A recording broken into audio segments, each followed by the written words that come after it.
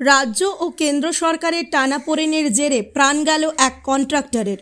সরকারি এমজিএনআরইজিএ প্রকল্পে যোগানের কাজ করে প্রায় 5 কোটি টাকা বকেয়া পড়েছিল। ফান্ড ট্রান্সফার অর্ডার হয়ে যাওয়ার পরেও মেলেনি টাকা, তার ওপর পাওনাদারদের চাপ। এই দুই চাপে ভেঙে পড়ে শেষ পর্যন্ত ব্রেন স্ট্রোকে মৃত্যু হয় দুবরাজপুর পৌরসভার 5 নম্বর ওয়ার্ডের বাসিন্দা 58 বছর বয়সী সাধন বাগদির। এমনটাই অভিযোগ পরিবারের সদস্যদের। পরিবার ও স্থানীয় সূত্রে জানা গেছে, সাধন বাগদি এমজিএনআরইজিএ প্রকল্পে রাস্তা সংস্কার ও নির্মাণের কাজে প্রয়োজনীয় সামগ্রী সরবরাহ করতেন। আনুমানিক প্রায় 5 কোটি টাকার কাজ করেছেন সাধন বাগদি। 5 বছর হয়ে গেলেও 1 টাকাও পাননি তিনি। একদিকে সরকারের ঘরে বকেয়া, অন্যদিকে পাওনাদারদের চাপ। এই দুই দিক থেকেই চরম মানসিক চাপে ছিলেন সাধনবাবু। এর আগেও 2 বার হৃদরোগে আক্রান্ত হয়েছিলেন তিনি। পুজোর আগেই পাওনাদারেরা এসেছিলেন বাড়িতে টাকার দাবিতে। অবশেষে সোমবার আচমকা অসুস্থ হয়ে পড়েন সাধনবাবু। হাসপাতালে নিয়ে গেলেও বাঁচানো যায়নি সাধন বাগদিকে। যখন প্রথম বাবার ওই কি বলে ব্লকের কাজগুলো করতে এনার্জিওর, তো সেগুলোর যে বিলগুলো ছিল প্রথমত রীতিমতো আসতো, তখন কোনো কিছু অসুবিধা হতো না। তো লাস্ট 2020 জুন মাসে লাস্ট পেমেন্ট এসেছিলো মোটামুটি 2,18,000 মতো, বাস। তারপর থেকে দীর্ঘ এই 5 বছর অবধি টানা এখনও কোনো একটা পেমেন্ট আসেনি, কিছু নেই। কিন্তু সেগুলো প্রত্যেকটি এফটিও রিপোর্ট এখন অবধি গভর্নমেন্ট ওয়েবসাইটে একদম অ্যাপ্রুভ হয়ে পড়ে আছে, কিন্তু তার কোনো একটি মাত্র পেমেন্টও ঢোকেনি। এখনো পর্যন্ত বাবা মোটামুটি কিছু না হলেও অ্যাপ্রক্স 5 কোটি টাকার উপর কাজ করা হয়ে গেছে, কিন্তু তার একটাও পেমেন্ট আসেনি। দীর্ঘদিন পেমেন্ট আসার জন্য এবার কন্ট্রাক্টররা চাপ দিত, তারপর যারা পাওনাদার তারা চাপ দিত, এই যেখানে ম্যাটেরিয়ালস নেওয়া হতো সেইখানে লোকগুলো চাপ দিত। এবার চাপ দিলে তো একটা স্বাভাবিক মানুষের উপর তো প্রচুর প্রেশার পড়বেই, তো তারই আজকে ফল। এর আগে তো কোভিডের সময় তো 2 বার অলরেডি ব্রেন স্ট্রোক হয়েছিল, তখন তো কোনো রকম ওখান থেকে সার্ভাইভ করে বেঁচে আসেন।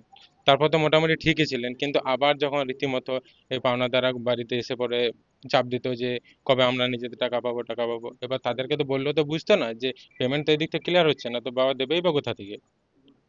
আর ভোরবেলায় যখন বাবা উঠেছিলেন তখন মোটামুটি ঠিক ছিলেন, কিন্তু হঠাৎ তিনি মাথা ঘুরে পড়ে যান এবং উঠতে পারেন না। তখন আমাকে ডেকেছিলেন, ধরে শুইয়ে দিয়েছিলাম, কিন্তু তারপরে অবস্থা খারাপ হতে থাকে, তারপরে তাকে নিয়ে যাওয়া হয়। তারপর হাসপাতালে মারা যান। ডাক্তার বলছেন ইন্টারনাল ব্লিডিং এর জন্য মারা গেছেন, ব্রেন হ্যামরেজ। শুধু সাধন বাগদিই নন, দুবরাজপুর ব্লক এলাকায় আরও অনেক কন্ট্রাক্টরই এমজিএনআরইজিএ প্রকল্পে কাজ করেও পেমেন্ট পাননি। বছরের পর বছর ধরে বকেয়া পড়ে থাকায় চরম দুশ্চিন্তায় ভুগছেন তাঁরা। এমনই পরিস্থিতি যে 1 বছরের মধ্যে টাকা না পেলে শেষ পর্যন্ত আত্মহত্যার পথ বেছে নিতে বাধ্য হবেন, এমনটাই জানিয়েছেন এক কন্ট্রাক্টর। আমরা আগে কাজ করতাম, ঠিক 3 মাস 4 মাস 5 মাসের মধ্যে ফুল পেমেন্ট পেয়ে যেতাম। এই আশা নিয়ে আমরা আবার দ্বিতীয়বার যখন কাজ করি, তখন ধরুন ঝেড়ে কাজ করে দিলাম, যে পয়সা পেয়ে যাবো বলে ধার দেনা করে কাজ করে দিলাম। নিয়ে আমার মোটামুটি 3 কোটি টাকার মতো কাজ করা হয়েছে। আমার সঙ্গে আরও কিছু কন্ট্রাক্টর জড়িত আছে। তো এখন যা পরিস্থিতি, এই পাবো করে টাকাই আর পেছি না। আমি যে ধরুন 3 কোটি টাকা কাজ করেছি, তো আমার তার নিজস্ব পুঁজি নাই না, লোকের কাছে নিয়েছি যে কাজ করবো, পেমেন্ট পেয়ে যাবো, তোমাকে দিয়ে দেবো, এবারে ওকে ইন্টারেস্ট দিয়ে আমার যে মুনাফাটা হবে সেটা আমার হবে। কিন্তু এখন যা পরিস্থিতি, লাভ তো চলেই যাক, কিন্তু আসল থেকে ঘাটতি, পেমেন্ট যদি না পাওয়া যায়, তাহলে ওই সাধনদার মতন তো স্ট্রোক হয়ে গেছে, আমাদেরকে জেনে শুনে সুসাইড করতে হবে, আমাকে বিশেষ করে। ঘটনার খবর পেয়ে সাধনবাবুর বাড়িতে যান কয়েকজন পাওনাদারও। তাদের মধ্যেও কেউ কেউ এই প্রকল্পে কাজ করেছেন, কিন্তু আজও টাকা মেলেনি।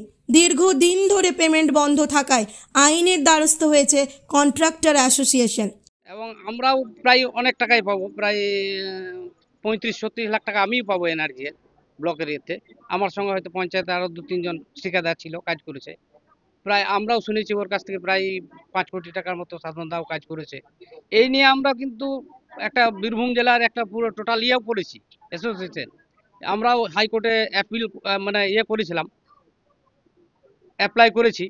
তো তার মধ্যেও আমাদের এখনো পর্যন্ত কোনো রেজাল্ট আসে নাই। এর মধ্যেই তো সাধনদা পরলোক গমন করে গেল। আমরা যা জানি তাতে ও টোটালটাই এই টেনশনেই ভুগতো সব সময়, এবং সর্বদাই আমাদের সঙ্গে এটাই আলোচনা করতো যে ভাইটি আমার হয়তো কি হবে, শেষ অবস্থায় হয়তো তোমাদের পয়সাও হয়তো দিতে পারবো কিনা জানি না, ফ্যামিলির লোক আমার কি করবে আমি জানি না। উনি আমার কাছ থেকে সিমেন্ট নিয়েছিলেন, আমি ওর কাছে প্রায় 31 লক্ষ টাকা পাবো। উনি আমার কাছে মানে পরিচিত ছিলেন খুবই। উনি বলেন যে ভাই আমাদেরকে তুমি মেটেরিয়ালস দাও, আমরা কাজ পেয়েছি, তো সরকারের টাকা তো আমাদের ওয়ার্ক অর্ডার সব হয়ে আছে, তো আমরা বিল পেয়ে তোমাকে পেমেন্ট করে দেবো। তো এই বলার পর থেকে দেখছি যে আজকে 2021 সালের পর থেকে ও মাল নিয়েছে, তারপর থেকে এখন পর্যন্ত কোনো পেমেন্টও দিতে পারে। আমি কয়েকবারই ওর বাড়িতে এসেছি, ওকে বলেছি, ও বললো ভাই আমি এখন পেমেন্ট পাই নাই। কিন্তু ও যখন অফিসে গেছে, অফিস থেকে বলছে যে ভাই আমাদের দিল্লি সরকার এখন টাকা দিচ্ছে না, আমরা এখন দিতে পারছি না, এই বলতো আমাদেরকে এসে। হ্যাঁ, চাপ তো থাকবে, ধরুন শুধু আমি নয়, আরো অনেকে ওর কাছে পয়সা পায়, তারা আসতো বাড়িতে চাপ দিত, এগুলো তো মানসিক প্রেশারটা ছিলই, তার জন্য ওর ধরুন মানে প্রেশার বেড়ে যেত। এর আগে আমাকে একবার বলেছে যে হ্যাঁ আমার প্রেশার ভাই বেড়ে গেছে, আমার একবার এর আগে হালকা স্ট্রোকও হয়েছিল। আর এই আজকে যে ঘটনা হয়েছে দুঃখজনক মর্মান্তিক ঘটনা, এটাও ওই প্রেশারের জন্যই সম্ভবত মনে হয় হয়েছে। অন্যদিকে ঘটনাকে ঘিরে শুরু হয়েছে রাজনৈতিক দোষারোপের পালা। তৃণমূলের দাবি কেন্দ্র সরকার টাকা আটকে রেখেছে। অন্যদিকে বিজেপির অভিযোগ রাজ্য সরকারই টাকা মেরে নিচ্ছে, দুর্নীতি করছে, কাটমানি খাচ্ছে আর মিথ্যে বলে ভোটের রাজনীতি করছে। এমন একটা অদ্ভুত ব্যাপার, অবাক লাগে যে বিরোধীরা ন্যাকামো করছে না কিছু না জেনেই তাদের বক্তব্য রাখছে। এই যে 100 দিনের কাজের যে প্রকল্প, সেই প্রকল্প তো পুরোপুরি কেন্দ্রীয় সরকারের প্রকল্প। কেন্দ্রীয় সরকার অনুমোদন দেওয়ার পরই এই প্রকল্প চালু হয়েছিল, এবং রাজ্য সরকার তার যেটুকু গ্র্যান্ট দেবার ম্যাচিং গ্র্যান্ট সেটুকু দিয়েছে। কিন্তু কেন্দ্রীয় সরকার নানা অজুহাতে দীর্ঘদিন ধরে 100 দিনের টাকা বন্ধ করে রেখেছে, কারণ ওরা ভাবছে এই টাকার ফলে বিজেপি তৃণমূলের ভোট বাড়ছে, এবং টাকাটা যদি না দিই মানুষ রেগে যাবে, লাস্টে তৃণমূলের থেকে মুখ সরিয়ে নিয়ে বিজেপির দিকে চলে যাবে। কিন্তু তারা মূর্খের সঙ্গে বাস করছে। মমতা বন্দ্যোপাধ্যায় তার যেটুকু ক্ষমতা আছে সেই ক্ষমতার মধ্যে যতটুকু দেওয়ার চেষ্টা করছেন, এবং শুধুমাত্র 100 দিনের টাকা নয়, আবাস যোজনার টাকা, তারপরে খাদ্য সাথীর টাকা, সবুজ সাথীর টাকা, সব টাকাটাই তো মমতা বন্দ্যোপাধ্যায় জানাতনার প্রকারণে জোগাড় করার চেষ্টা করছে অত্যন্ত কষ্টের সঙ্গে। কাজে যদি কোনো মিস আপ হয়ে থাকে, যদি কোনো অঘটন ঘটে থাকে, তার দায় যদি হয় সেটা তো কেন্দ্রীয় সরকারের দায় এবং বিজেপি সরকারের দায়। এবং বিজেপির এমপিরা, বিজেপির যারা এমপি আছেন বাংলা থেকে নির্বাচিত, তারাও পর্যন্ত যেই টাকা যাতে না পায় বাংলা তার চেষ্টা করছেন। কাজেই তার দায়িত্ব পরোক্ষ এবং প্রত্যক্ষভাবে তাদের উপরই বর্তায়। যে রাজ্যের সরকার যারা দায়িত্বহীন হিসাবে এই কন্ট্রাক্টরদেরকে তাদেরকে বাধ্য করে, বিভিন্নভাবে তাদেরকে কাজ দেওয়ার সাথে সাথে কাটমানি খাওয়া, এটা তৃণমূলের প্রথম থেকেই আমরা দেখে এসেছি, এই রাজনীতি তারা করেছে। আর তারা যখন এই ধরনের কাজ করে, নিজেদের দায়িত্ব ঝেড়ে ফেলে, তখন বিজেপির ঘাড়ে দোষ দেওয়া, এটা আমরা প্রত্যেকটা সময় দেখেছি। রাজ্যের সরকার তারা টাকা মেরে নিচ্ছে, দুর্নীতি করছে, কাটমানি খাচ্ছে, আমরা একের পর এক অভিযোগ আমরা দেখছি। মানুষ এদের কথা বিশ্বাস করে না, তাই আবারও মিথ্যা বলে ভোট বৈতরণী পার করার একটা অপচেষ্টা, এবং এ কথা আমাদের নয়, সাধারণ মানুষও জানে। তাই আমরা চাই এই ধরনের কথা বলার আগে প্রমাণ দিয়ে আপনারা বলুন যে কেন্দ্রের সরকার টাকা দিচ্ছে না, তার প্রমাণ দেন। আর আপনাদেরকে যে টাকা দিয়েছিল তার হিসাব বাংলার মানুষ দেখতে চায়। সাধন বাগদির মৃত্যুর ঘটনায় চরম ক্ষোভে ফুঁসছে দুবরাজপুরের কন্ট্রাক্টর মহল।